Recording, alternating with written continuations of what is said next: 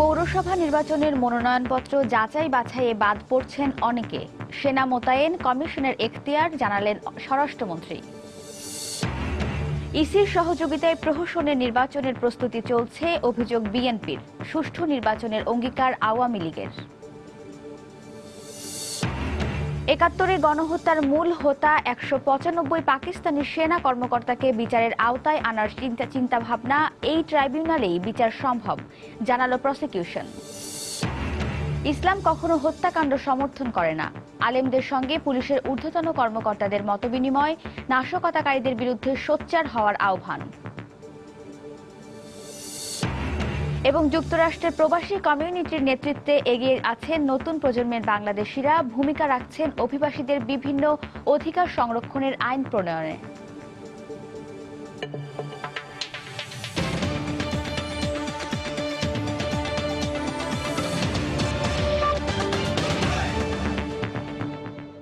প্রবাসের সময়ের সঙ্গে আছি আমি ওয়াহিদা স্বপ্না। শুরুতেই পৌরসভা নির্বাচনের খবর। পৌরসভা নির্বাচনে শুরু হয়েছে মনোনয়নপত্র যাচাই বাছাই, চলবে রোববার পর্যন্ত। সম্ভাব্য প্রার্থীদের দাখিল করা মনোনয়নপত্র চূড়ান্ত যাচাই বাছাই করছেন রিটার্নিং কর্মকর্তারা। এতে তথ্য গোপন সহ বিভিন্ন কারণে বাদ পড়ছেন কেউ কেউ। এদিকে প্রচারণার প্রস্তুতি নিচ্ছেন সম্ভাব্য প্রার্থীরা। ব্যুরো রিপোর্টার ও জেলা প্রতিনিধিদের পাঠানো তথ্য ও ছবি নিয়ে ডেস্ক রিপোর্ট। শনিবার সকাল থেকেই রাজশাহীতে ১৩টি পৌরসভার নির্বাচনে প্রার্থীদের মনোনয়নপত্র যাচাই বাছাই শুরু হয়। এ সময় প্রার্থী ও তাদের সমর্থকরা উপজেলা রিটার্নিং অফিসে উপস্থিত ছিলেন। আমরা যাচাই বাছাইয়ের জন্য এসেছি, যাচাই বাছাইতে টিকেছি। জয়ের ব্যাপারে ইনশাল্লাহ আশাবাদী আর কি, আর আগে পূর্বে আমি ছিলাম। মনোনয়নপত্র বাছাইয়ের প্রথম দিনে সিলেটের গোলাপগঞ্জ পৌরসভার ৪২টি সাধারণ কাউন্সিলরের মধ্যে ৬ জনের প্রার্থিতা বাতিল করেছেন রিটার্নিং অফিসার। রোববার এ পৌরসভার মেয়র ও সংরক্ষিত মহিলা কাউন্সিলরদের মনোনয়নপত্র বাছাই করা হবে। এছাড়া অপর দুই পৌরসভা কানাইঘাট ও জকিগঞ্জে রোববার কাউন্সিলর, মেয়র ও সংরক্ষিত মহিলা কাউন্সিলরদের মনোনয়নপত্র বাছাই করা হবে। আমার ডিগ্রি সার্টিফিকেটের জন্য বলছে যে অরিজিনাল কপি দেওয়ার জন্য, এই জন্য আমার নমিনেশন বাতিল করছে। আমি এটার জন্য চ্যালেঞ্জ করব এবং আপিল করব। ৬ জনের মনোনয়নপত্র বিভিন্ন কারণে বাতিল হয়েছে এবং ওনাদের আপিল করার সুযোগ আছে। জেলা প্রশাসক সিলেক্ট, উনি আপিল কর্তৃপক্ষ, ওনারা আগামীকাল থেকে পরবর্তী ৩ দিনের মধ্যে যে কোনো দিন আপিল করতে পারেন। মানিকগঞ্জে জেলা প্রশাসকের কার্যালয়ে সকাল ১০টা থেকে কাউন্সিলরদের মনোনয়নপত্র যাচাই বাছাইয়ের কাজ শুরু হয়। এতে পৌরসভার ৯টি ওয়ার্ডের ৭৩ জন কাউন্সিলরের মনোনয়নপত্র বাছাই করা হয়। আগামী রোববার এ পৌরসভার মেয়র ও মহিলা কাউন্সিলরদের মনোনয়নপত্র বাছাই করা হবে। অত্যন্ত সুশৃঙ্খলভাবে আমাদের প্রতিদ্বন্দ্বী প্রার্থীরা এসেছেন এবং তারা খুবই সুন্দরভাবে আমাদের এই মনোনয়নপত্রটাকে তারা যাচাই করার কাজে সহযোগিতা করেছেন। কুড়িগ্রামে সকাল 10টা থেকে শুরু হয় পৌরসভা নির্বাচনে প্রার্থীদের মনোনয়নপত্র যাচাই বাছাই। এ সময় জেলা প্রশাসকের সম্মেলন কক্ষে প্রার্থীদের মনোনয়নপত্র যাচাই বাছাই করেন রিটার্নিং অফিসার ও জেলা প্রশাসক আক্তার হোসেন। এছাড়া ময়মনসিংহ ও ফেনী সহ দেশের বিভিন্ন স্থানে পৌরসভা নির্বাচনের মনোনয়নপত্র বাছাই করা হয়।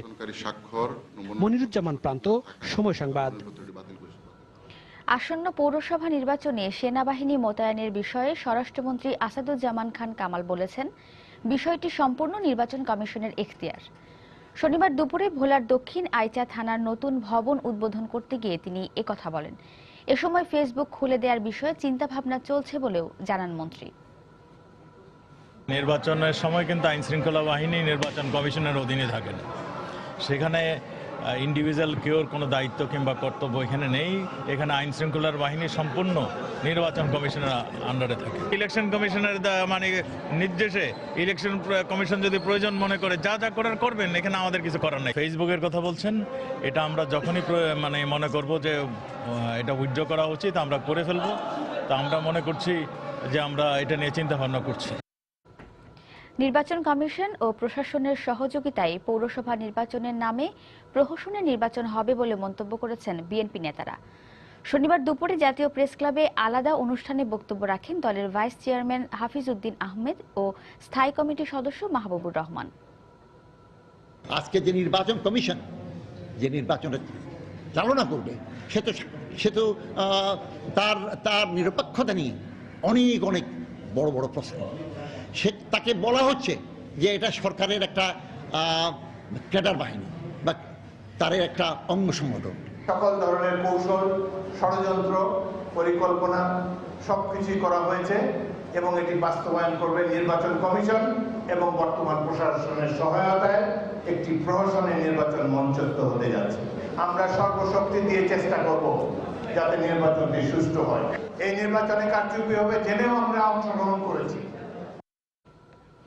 প্রহসনের নির্বাচন নয়, আওয়ামী লীগ সরকার সব দলের অংশগ্রহণে পৌরসভা নির্বাচন করতে চায় বলে মন্তব্য করেছেন আওয়ামী লীগের যুগ্ম সাধারণ সম্পাদক মাহবুবুল আলম হানিফ। শনিবার বিকেলে রাজধানীর ধানমন্ডিতে দলীয় সভানেত্রীর কার্যালয়ের সংবাদ সম্মেলনে তিনি অভিযোগ করেন, বিএনপি সব ধরনের নির্বাচনকে প্রশ্নবিদ্ধ করতে অহেতুক অভিযোগ তোলে। এই নির্বাচন সুষ্ঠু হবে কিনা সন্দেহ প্রকাশ করেছেন। এই নির্বাচনে নাকি তাদের দলের নেতাকর্মীদের গ্রেপ্তার করা হচ্ছে, এই ধরনের অভিযোগ করেছেন। এই নির্বাচন চলাকালীন অবস্থায় অহেতুক বা যাদের বিরুদ্ধে কোনো অভিযোগ নেই এরকম কোনো ব্যক্তিকে গ্রেপ্তার করার কোনো সুযোগ নেই। সরকার চায় যে নির্বাচনটা সকলের অংশগ্রহণের জন্য, সকলে যাতে নির্বাচনে অংশ নিতে পারে সেই ব্যাপারে সরকারের সকল প্রশাসন কাজ করে যাবে। ভোটের ফলাফলে দেখা গেল তাদের প্রার্থী জয়লাভ করছে, তখন নির্বাচন সুষ্ঠু হয়, তখন কিন্তু আর বলেনি যে কারচুপি হয়েছে। কারণ তখন যদি বলে কারচুপি হয়েছে তাহলে সেটা অভিযোগটা তাদের ঘাড়ে যাবে। তো এই ধরনের মিথ্যাচার করা এদের পুরানো অভ্যাস। প্রবাসের সময় আরো থাকছে, দিনাজপুরে কান্তজিও মন্দিরের রাসমেলায় ককটেল হামলার ঘটনায় 6 সন্দেহভাজন হামলাকারী আটক, কাহারোল থানার ওসি প্রত্যাহার। ৭১ গণহত্যার মূল হোতা হিসেবে চিহ্নিত ১৯৫ জন পাকিস্তানি সেনা কর্মকর্তার বিচার আন্তর্জাতিক অপরাধ ট্রাইব্যুনালের করা সম্ভব বলে মনে করেন ট্রাইব্যুনালের প্রসিকিউশন। পাকিস্তানের সাম্প্রতিক আচরণের পরিপ্রেক্ষিতে তাদের বিচারের বিষয়ে চিন্তা ভাবনা করা হচ্ছে বলে জানিয়েছেন প্রসিকিউটর তুরিন আফরোজ। সাবেক আইনমন্ত্রী ব্যারিস্টার শফিক আহমেদ মনে করেন ১৯৫ জনের অনুপস্থিতিতেই বিচার করে পাকিস্তানকে বুঝিয়ে দেওয়া উচিত, অপরাধ করে পার পাওয়া যায় না। বিস্তারিত আফজাল হোসেনের রিপোর্টে। আন্তর্জাতিক আইন, যুদ্ধাপরাধ, মানবতাবিরোধী অপরাধ সহ সব অপরাধেই অভিযুক্ত ছিলেন মহান মুক্তিযুদ্ধে গণহত্যার মূল হোতা পাকিস্তানের ১৯৫ জন সেনা কর্মকর্তা। দেশ স্বাধীনের পর ১৯৭৪ সালে ত্রিপক্ষীয় চুক্তির আওতায় এই যুদ্ধাপরাধীদের তুলে দেওয়া হয় পাকিস্তানের হাতে। তবে শর্ত ছিল পাকিস্তান তাদের বিচার করবে। পাকিস্তান এই শর্ত তো মানেনি, বরং তাদের এদেশীয় দোসর রাজাকার আলবদর নেতাদের বিচার কার্যক্রমের শুরু থেকেই বিচারকে বিতর্কিত করার অপচেষ্টায় লিপ্ত রয়েছে। এমন প্রেক্ষাপটে বিশেষজ্ঞরা বলছেন, সময় এসেছে গণহত্যার মূল পরিকল্পনাকারী ১৯৫ জনকে বিচারের মুখোমুখি করার। আন্তর্জাতিক চুক্তি যতক্ষণ না আমার দেশের আইন হিসেবে সংসদে পাশ হচ্ছে সেটি আমার আইন না। যে ত্রিপক্ষীয় চুক্তি করা হয়েছে সেই চুক্তিটি আমার জন্য কোনো বাধ্যবাধকতা তৈরি করে না। ১৯৫ জনের মধ্যে যারা জীবিত আছেন তাদের কারো যদি আমরা ইনভেস্টিগেশন কমপ্লিট করতে পারি, তথ্য প্রমাণ জোগাড় করে সেগুলো আনতে পারি, তাহলে আমরা এটা ট্রাইব্যুনালে ফরওয়ার্ড করে ফর্মাল চার্জ এনে সেটির বিচার আমরা অবশ্যই করতে পারি। চুক্তি হলেও বাংলাদেশেই ১৯৫ জন যুদ্ধাপরাধীর বিচার সম্ভব বলে এরই মধ্যে পর্যবেক্ষণ দিয়েছেন আন্তর্জাতিক অপরাধ ট্রাইব্যুনাল। সাবেক আইনমন্ত্রীও একমত আদালতের এই মতামতের সাথে। ১৯৫ জন যে যুদ্ধ অপরাধী ছিল তাদেরকে ছেড়ে দেওয়াটায় বলা ছিল যে পাকিস্তান তাদের বিচার করবে, কিন্তু সে করে নাই। তা আমি বলবো যে এখনো তাদেরকে ইন অ্যাবসেন্সিয়া আমাদের ট্রাইব্যুনাল বিচার করা যাবে। আর মুক্তিযুদ্ধ গবেষক মফিদুল হক মনে করেন, চুক্তি অনুযায়ী ১৯৫ জনের বিচারের জন্য পাকিস্তানকে চাপ দেওয়ার পাশাপাশি তাদের বিচারে উদ্যোগ গ্রহণ করতে হবে বাংলাদেশকেই। বিশ্ব সমাজকে নিয়েও আমাদের এখন এই দাবিটা জোরে সোরে তুলতে হবে পাকিস্তানের কাছে এবং মানব সভ্যতার সামনে মেলে ধরতে হবে যে কি ঘটেছিল ৭১-এ এবং যারা এর জন্য দায়ী মেজর পারপিট্রেটরস তাদেরকে অব্যাহতি দেওয়া যেতে পারে না। এছাড়া ৭১-এ গণহত্যার দায়ে আন্তর্জাতিক আদালতেও পাকিস্তানকে বিচারের সম্মুখীন করতে বাংলাদেশকে জোর কূটনৈতিক তৎপরতা চালানোর পরামর্শ তাদের। নৈতিক অবস্থানটা। আফজাল হোসেন, সময় সংবাদ, ঢাকা। বাংলাদেশে অবৈধভাবে বসবাসরত পাকিস্তানি নাগরিকরাই জঙ্গি তৎপরতার সঙ্গে জড়িত বলে মন্তব্য করেছেন খাদ্যমন্ত্রী অ্যাডভোকেট কামরুল ইসলাম। শনিবার দুপুরে সাভারের ভাকুর্তা এলাকায় একটি কলেজের ভবন উদ্বোধনের সময় তিনি একথা বলেন। এ সময় মন্ত্রী আরো বলেন, শেখ হাসিনা যখন বিশ্বে একজন প্রভাবশালী নেত্রী হিসেবে নিজেকে প্রতিষ্ঠা করেছেন, ঠিক তখনই দেশকে ধ্বংসের ষড়যন্ত্র চলছে। যে সমস্ত ষড়যন্ত্র হচ্ছে, দেখবেন পাকিস্তানের নাগরিক ধরা পড়ছে জাল মুদ্রা নিয়ে বাংলাদেশে। জঙ্গি তৎপরতার সাথে পাকিস্তান এই পাকিস্তানি নাগরিকরা যারা অবৈধভাবে এখানে আছে তারাও বিভিন্নভাবে তারা জড়িত।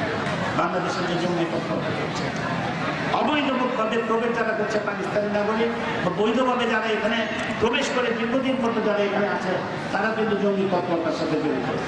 তাদেরকে চিহ্নিত করতে হবে, খুঁজে বের করতে হবে।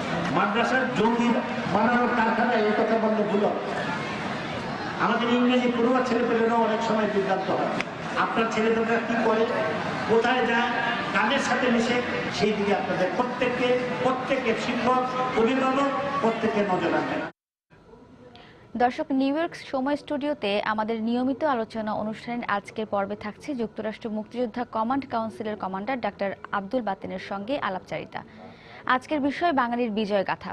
প্রবাসের সময়ের পরের অংশে দেখার আমন্ত্রণ রইল। দর্শক, আগেই জানিয়েছিলাম নিউ ইয়র্ক সময় স্টুডিওতে আমাদের নিয়মিত আলোচনা অনুষ্ঠানের আজকের পর্বে থাকছে যুক্তরাষ্ট্র মুক্তিযোদ্ধা কমান্ড কাউন্সিলের কমান্ডার ডাক্তার আব্দুল বাতেনের সঙ্গে আলাপচারিতা। এই নিউ ইয়র্ক থেকে সময় স্টুডিওতে কথা বলার জন্য আমরা আমন্ত্রণ জানিয়েছিলাম যুক্তরাষ্ট্র মুক্তিযোদ্ধা কমান্ড কাউন্সিলের কমান্ডার ডাক্তার আব্দুল বাতেনকে। সাক্ষাৎকারটি নিয়েছেন আমাদের নিউ ইয়র্ক প্রতিনিধি শিহাবুদ্দিন কিসলু।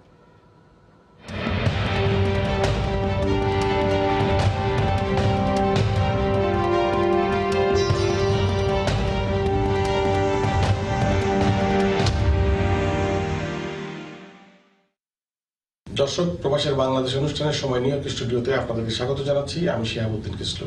আজকে আমাদের সাথে আলোচনায় অতিথি হিসেবে রয়েছেন যুক্তরাষ্ট্র মুক্তিযোদ্ধা কমান্ড কাউন্সিলের কমান্ডার, বীর মুক্তিযোদ্ধা এবং গবেষক ডক্টর আব্দুল বাতেন।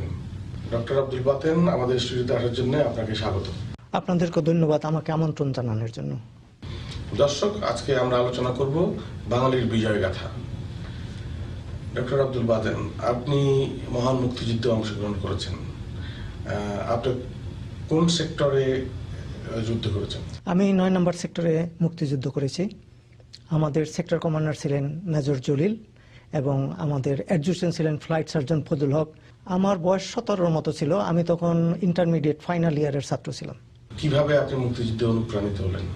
আসলে বঙ্গবন্ধুর আগরতলা ষড়যন্ত্র মামলার বিবরণী সবসময় ইত্তেফাকে প্রচারিত হতো এবং এগুলো আমাদের সাধারণ মানুষকে অত্যন্ত আলোকিত করত এবং বঙ্গবন্ধু যে বাঙালি জাতির জন্য কিছু করতে চান, এটার ভিতর দিয়ে তার স্টেটমেন্টগুলো প্রত্যেক দিন কোর্টে যে বঙ্গবন্ধু যেসব স্টেটমেন্ট দিতেন, এগুলো আমরা সবাই পড়তাম এবং লোকাল লোকজন সবাই উদ্বৃত্ত হতো। সাধারণ মানুষও বুঝতো যে বঙ্গবন্ধু বাংলাদেশের জন্য, সাধারণ মানুষের জন্য কিছু করতে চাচ্ছেন, যে একটা দেশ হবে যেই দেশে সব মানুষ খেতে পারবে, পড়তে পারবে, সবাই সমান অধিকার থাকবে এবং গণতান্ত্রিক ধারা অব্যাহত থাকবে। ৭ই মার্চে বঙ্গবন্ধুর ভাষণের পরেই আমরা বুঝে গেলাম যে আমাদের বিকল্প কোনো পথ নেই।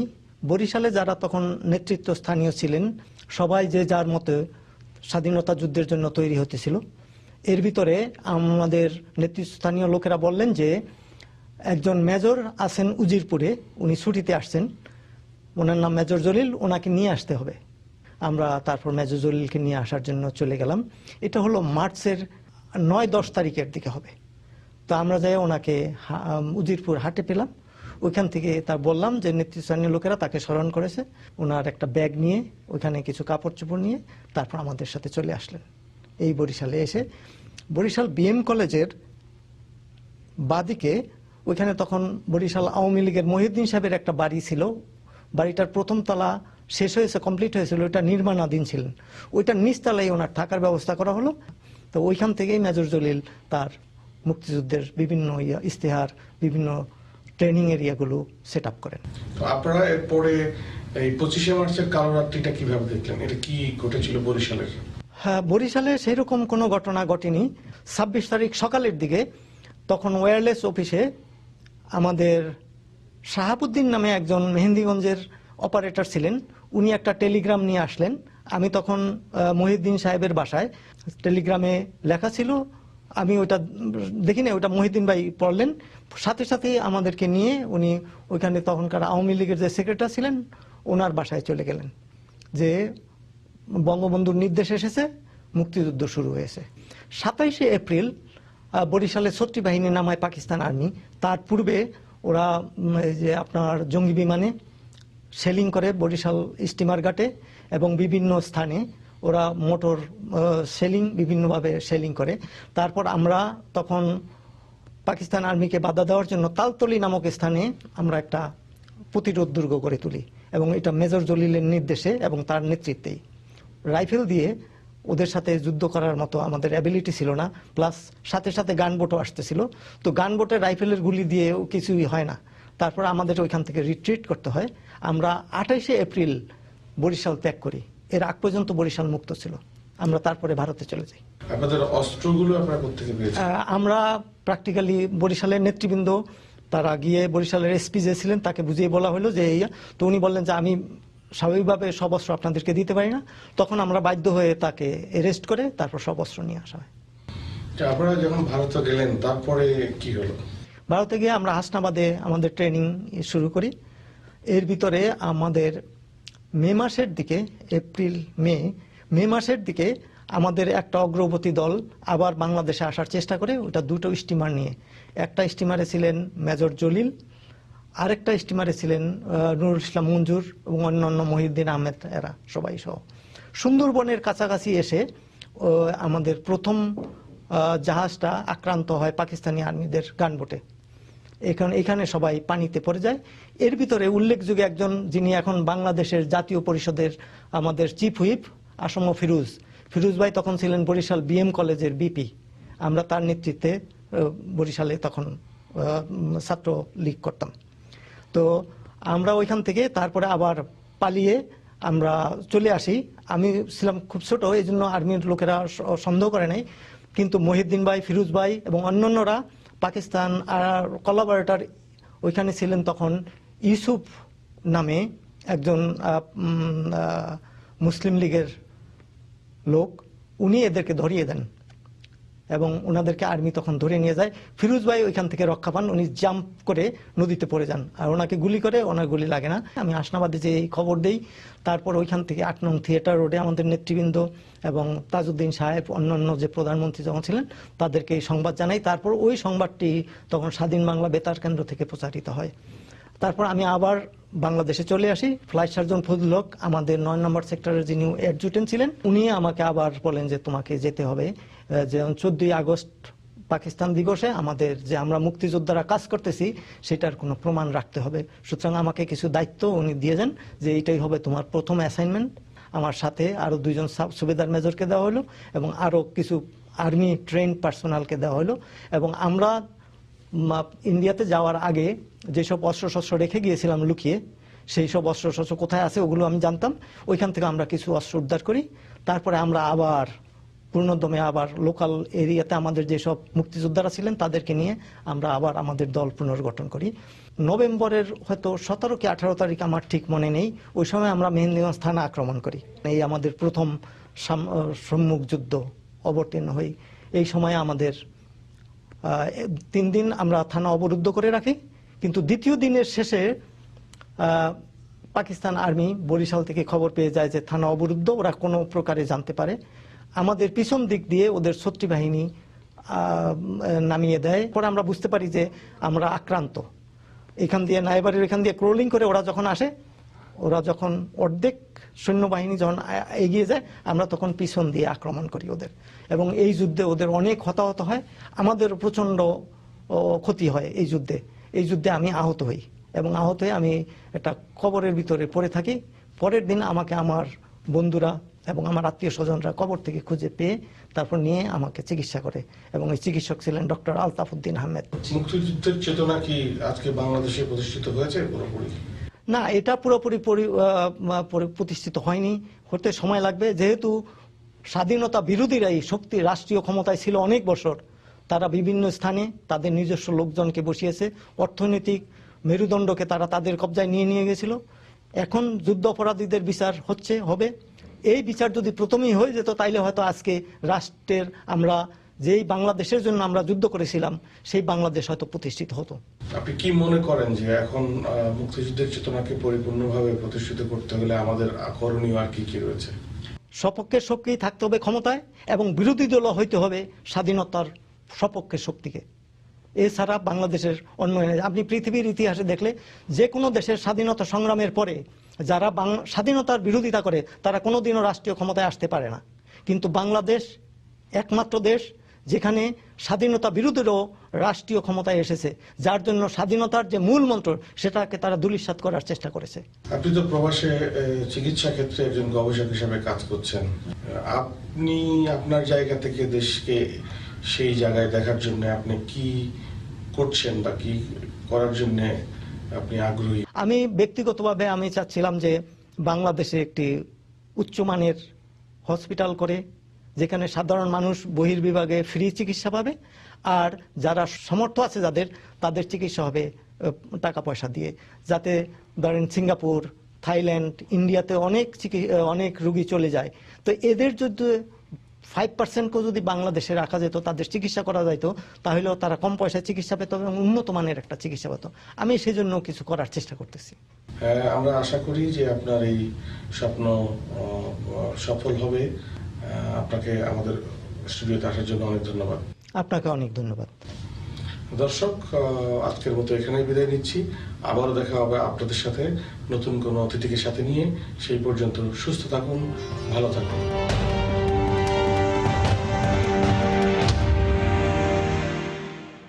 দর্শক, এতক্ষণ দেখছিলেন নিউ ইয়র্ক সময় স্টুডিওতে ধারণকৃত বাঙালির বিজয় গাথা অনুষ্ঠানটি। প্রবাসের সময় আরও থাকছে। ক্যালিফোর্নিয়ায় হামলার ঘটনায় তদন্তের নামে বাঙালি কমিউনিটিকে হয়রানি করা হবে না, আশ্বাস নিউ ইয়র্ক সিটি মেয়রের। ইসলামের নামে যারা হত্যাকাণ্ড ঘটাচ্ছে তাদের বিরুদ্ধে সোচ্চার হতে আলেম ওলামাদের প্রতি অনুরোধ জানিয়েছেন পুলিশের ঊর্ধ্বতন কর্মকর্তারা। ওয়াজ মাহফিলের মাধ্যমে ইসলামের প্রকৃত ব্যাখ্যা মানুষের কাছে তুলে ধরারও আহ্বান জানানো হয় আলেমদের প্রতি। সকালে পুলিশ সদর দপ্তরে আলেম ওলামাদের সঙ্গে মতবিনিময়ে বক্তব্য রাখেন পুলিশ কর্মকর্তারা। বিস্তারিত থাকছে খান মোহাম্মদ রুমেলের রিপোর্টে।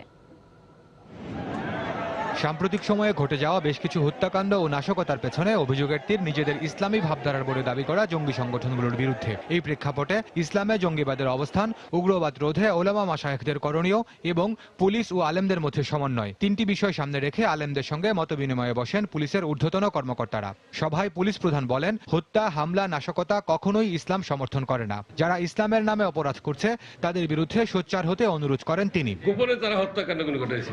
যদি তোমাদের এরকম ইসলামের কোনো মতাদর্শ থাকে, তোমাদের প্রকাশ্যে মিটিং করে বলো, বোমা মারিয়া, গুলি করে, মানুষ মারিয়া তোমরা জেহাদ কায়েম করবা, এটা তো বুঝেই যায় যে তারা আসলে দুষ্কৃতিকারী। বক্তৃতা, বিবৃতি, ওয়াজ মাহফিলের মাধ্যমে ইসলামের প্রকৃত ব্যাখ্যা সাধারণের মাঝে তুলে ধরতে আলেমদের প্রতি আহ্বান জানান পুলিশের বিশেষ শাখার দায়িত্বে থাকা অতিরিক্ত মহাপরিদর্শক। যারা ভুল ব্যাখ্যা দিয়ে আমাদের কতিপয় লোককে বিভ্রান্ত করছে, জঙ্গিবাদে উদ্বুদ্ধ করছে, তাদেরকে কিভাবে আপনারা নিষ্ক্রিয় করতে পারেন সেই ভূমিকাটা আপনারা খুব সুন্দর করে নিতে পারেন। আর নুরুল ইসলাম ফারুকী সহ ইসলামী ভাবধারার সকল ব্যক্তিদের হত্যা রহস্য উদ্ঘাটনে পুলিশ সর্বাত্মক চেষ্টা করছে বলে দাবি করেন ঢাকা মহানগর পুলিশ কমিশনার। কপিবাগে বছর 2-2.5 আগে 6 জন খুন করে ফেলেছিল একই গোষ্ঠী, সেটিও কিন্তু আমরা তার প্রান্তে নুরুল ইসলাম ফারুকের সাহেবের খুনের সাথে যারা জড়িত সেই তথ্য কিন্তু এখন আমাদের কাছে রয়েছে। আমরা ইতিমধ্যে অনেক অগ্রগতি হয়েছে, আলহামদুলিল্লাহ, দোয়া করেন। আমরা খুব দ্রুতই ফারুকী সাহেবের এই খুনের কুলকিনারা আমরা করতে পারবো। মতবিনিময় সভায় আরো বলা হয়, ইসলামের প্রকৃত ব্যাখ্যা দেয়া হয় এমন সব ধরনের ওয়াজ মাহফিল ও বৈঠকে পুলিশ সব রকম নিরাপত্তা দেবে। খান মোহাম্মদ রুমেল, সময় সংবাদ, ঢাকা। এবার প্রবাসের খবর। ক্যালিফোর্নিয়ায় সন্ত্রাসী হামলার প্রতিক্রিয়ায় হেট ক্রাইম এর নামে প্রবাসী বাঙালি মুসলিম কমিউনিটিকে হয়রানির শিকার হতে হবে না বলে আশ্বাস দিয়েছেন নিউ ইয়র্ক সিটির মেয়র বিল ব্লাজিও। সন্ত্রাসীরা গণতন্ত্র, ঐক্য ও মানবাধিকার বিরোধী বলেও উল্লেখ করেন তিনি। নিউ ইয়র্ক থেকে শিহাবুদ্দিন কিসলুর পাঠানো তথ্য ও ছবি নিয়ে ডেস্ক রিপোর্ট। শুক্রবার সন্ধ্যায় জ্যামাইকা মুসলিম সেন্টারে প্রথমবারের মতো প্রবাসী বাঙালি কমিউনিটির সৌজন্যে এক অনুষ্ঠানে যোগ দেন নিউ ইয়র্কের মেয়র বিল ডি ব্লাজিও। মেয়রকে ফুল দিয়ে বরণ করে নেয় কোমলমতি শিশুরা। এই সময় স্থানীয় কাউন্সিলম্যান রোরি ল্যান্সম্যান সহ নগর সরকারের বিভিন্ন কর্মকর্তা উপস্থিত ছিলেন। এখানে আসতে পেরে ভীষণ সম্মানিত বোধ করছি। আমরা সবাই একটা সংকটকাল অতিক্রম করছি, কিন্তু আমি আপনাদের আশ্বস্ত করছি আমাদের একটি চৌকস পুলিশ বাহিনী রয়েছে, তারা আপনাদের রক্ষা করবে। অনুষ্ঠানে বাঙালি মুসলিম কমিউনিটির পক্ষ থেকে ক্যালিফোর্নিয়ার সন্ত্রাসী হামলার তীব্র নিন্দা জানান মুসলিম সেন্টারের প্রেসিডেন্ট ডাক্তার মাহবুবুর রহমান। এ ধরনের জঘন্য হামলার তীব্র নিন্দা জানাই আমরা।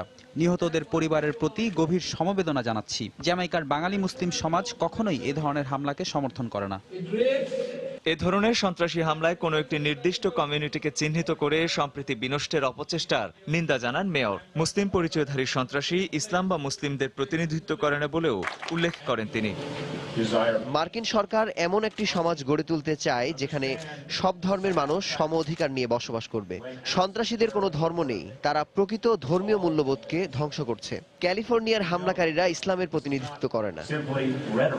অনুষ্ঠানে মেয়র বিল ডি ব্লাজিওকে প্রবাসী বাঙালিদের পক্ষ থেকে সম্মাননা স্মারক তুলে দেওয়া হয়।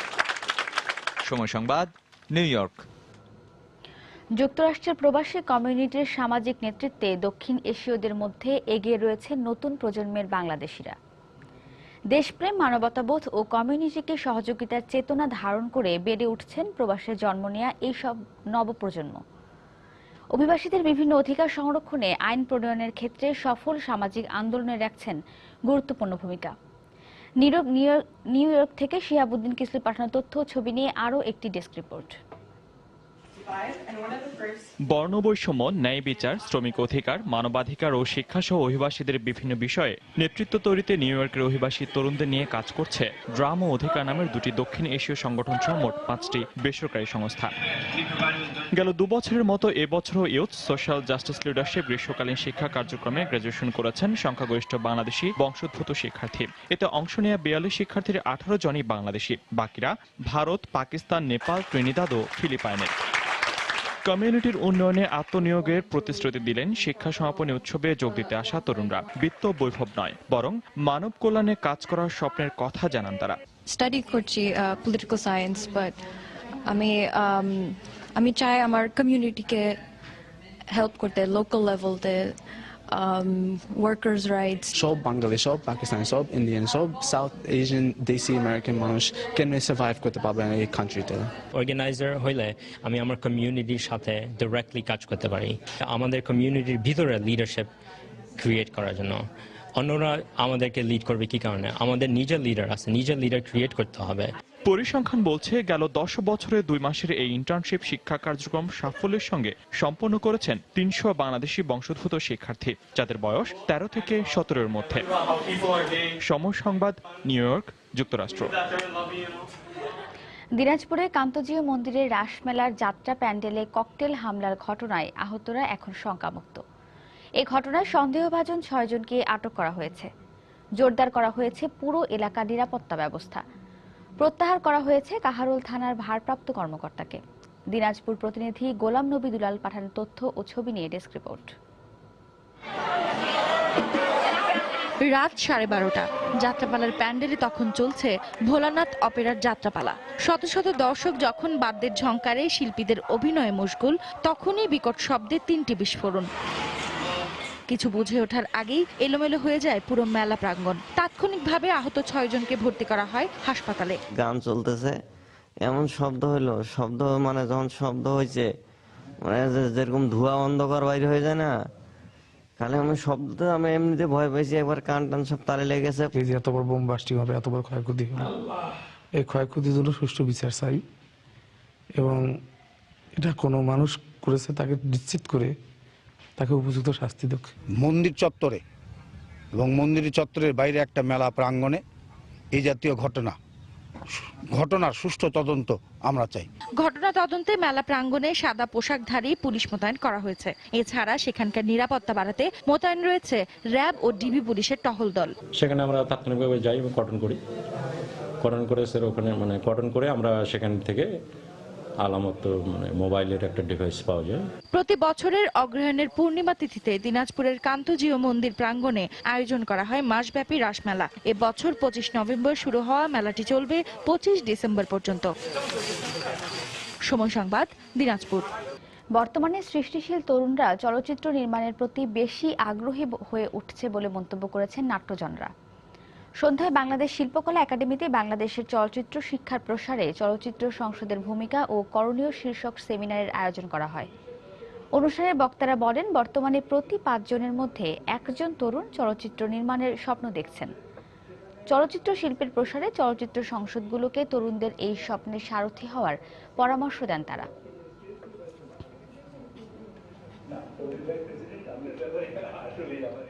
সন্ত্রাসী গোষ্ঠী আইএস ও আল কায়েদার সঙ্গে জড়িত সন্দেহে এক বাংলাদেশি সহ 5 জনকে গ্রেফতার করেছে মালয়েশিয়া পুলিশ। শনিবার এক বিবৃতিতে এ খবর নিশ্চিত করেন দেশটির পুলিশ প্রধান খালিদ আবু বকর। বিবৃতিতে বলা হয়, গেল 17 নভেম্বর থেকে 1 ডিসেম্বরের মধ্যে তাদের গ্রেফতার করা হয়। গ্রেফতার হওয়া ব্যক্তিদের মধ্যে বাংলাদেশ, মালয়েশিয়া, ইউরোপ ও ইন্দোনেশিয়ার নাগরিক রয়েছেন। গ্রেফতার হওয়া অপরজনের জাতীয়তা সম্পর্কে কিছু জানানো হয়নি। সংবাদ সংস্থা রয়টার্স জানায়, রুশ নাগরিকদের ওপর হামলার পরিকল্পনা নিয়ে আইএসের 10 সদস্য থাইল্যান্ডে প্রবেশ করেছে এমন খবরে শুক্রবার মালয়েশিয়া জুড়ে সতর্কতা জারি করা হয়। এর একদিন পরই আইএস ও আল কায়েদা সন্দেহভাজনদের গ্রেফতারের খবর প্রকাশ করে।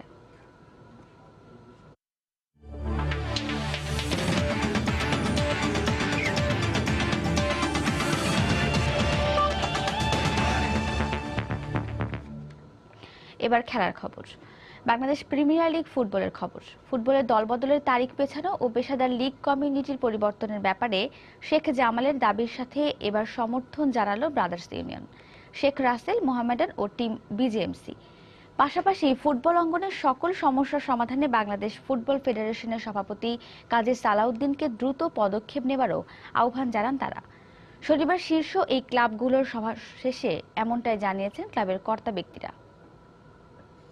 শীর্ষ প্রিমিয়ার লিগে যারা খেলেন তাদের মধ্যে 5 জন কর্মকর্তা আমাদের এখানে আজকে এসেছেন, বাকি 5 জন বা 6 জনকে ইচ্ছা করে বাধা দেওয়া হচ্ছে যাতে এখানে কেউ না আসতে পারে। শেখ জামালের নেতৃত্বে বাংলাদেশের পেশাদার লিগের শীর্ষস্থানীয় ক্লাবগুলোকে নিয়ে আয়োজিত সভায় এভাবেই প্রতিবাদী ছিলেন বর্তমান লিগ চ্যাম্পিয়ন ক্লাবটির সভাপতি। যেখানে দলবদলের তারিখ পেছানো, পেশাদার লিগ কমিটির পরিবর্তন ও বাফুফের কাছে ক্লাবগুলোর পাওনা পরিশোধ সহ বিভিন্ন দাবি তুলে ধরেন Sheikh Jamal, Sheikh Russel, Brothers Union, team BJMC ও মোহামেডানের কর্মকর্তারা। যেটা প্রেসিডেন্ট আমাকে কমিটমেন্ট করেছিল, বৃষ্টি বাদল শেষ হলে সেপ্টেম্বরের দিকে যাতে খেলা শুরু হয়, অগাস্টের দিকে দলবদল উনি কমিটমেন্ট করেছিল, সেইটাই চাচ্ছি আমরা। সব টিমগুলো এখানে যারা আছে আমরা সেইটাই চাই। পুরো ক্যালেন্ডারটাই আগের থেকে নিয়ে আমাদের সাথে বসে তাদের করতে হবে, আমাদের সুবিধা অনুযায়ী তাদের করতে হবে। ওনাদের উচিত না যেভাবে সুবিধা হয় সবার জন্য সেটাই করেন। আমরা ক্লাবগুলি কোনো অবস্থাতে এই ধরনের কোনো নোংরামি কোনোদিন চাই না, আমরা কোনো পছন্দ করি না, ভবিষ্যতে যাতে না করে সেই জন্য আপনাদের মাধ্যমে তাদেরকে আমরা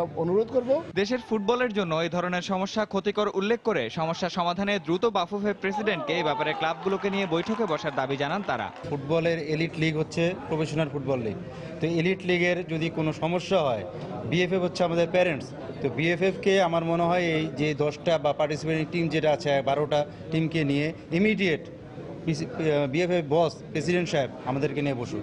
এছাড়া সভায় বাফুফে ভবনে সম্প্রতি শেখ জামালের বিরুদ্ধে প্রতিবাদ সমাবেশ করার বিষয়ে নিন্দা জানায় এসব ক্লাবের কর্মকর্তারা। নিয়ামতুল্লাহ বাবু, সময় সংবাদ, ঢাকা। প্রবাসের সময় এ পর্যায়ে শীর্ষ সংবাদ জানিয়ে দিচ্ছি আরেকবার। পৌরসভা নির্বাচনের মনোনয়নপত্র যাচাই বাছাইয়ে বাদ পড়ছেন অনেকে, সেনা মোতায়েন কমিশনের এখতিয়ার জানালেন স্বরাষ্ট্রমন্ত্রী।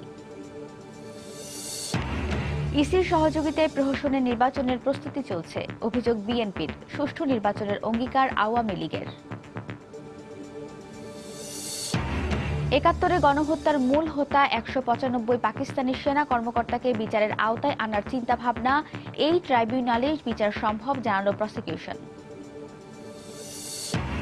ইসলাম কখনো হত্যাকাণ্ড সমর্থন করে না, আলেমদের সঙ্গে পুলিশের ঊর্ধ্বতন কর্মকর্তাদের মতবিনিময়, নাশকতাকারীদের বিরুদ্ধে সোচ্চার হওয়ার আহ্বান। এবং যুক্তরাষ্ট্রের প্রবাসী কমিউনিটির নেতৃত্বে এগিয়ে আছেন নতুন প্রজন্মের বাংলাদেশিরা, ভূমিকা রাখছেন অভিবাসীদের বিভিন্ন অধিকার সংরক্ষণের আইন প্রণয়নে। এই ছিল প্রবাসের সময়। যে কোনো খবর পেতে ভিজিট করুন সময়নিউজ.টিভি। যে কোনো বাংলা লিংক, রবি ও সিরিসেল নম্বর থেকে সময় সংবাদের খবর, অনুষ্ঠান সূচি জানতে এবং যে কোনো তথ্য সময় সংবাদকে জানাতে ডায়াল করুন 16242 নম্বরে।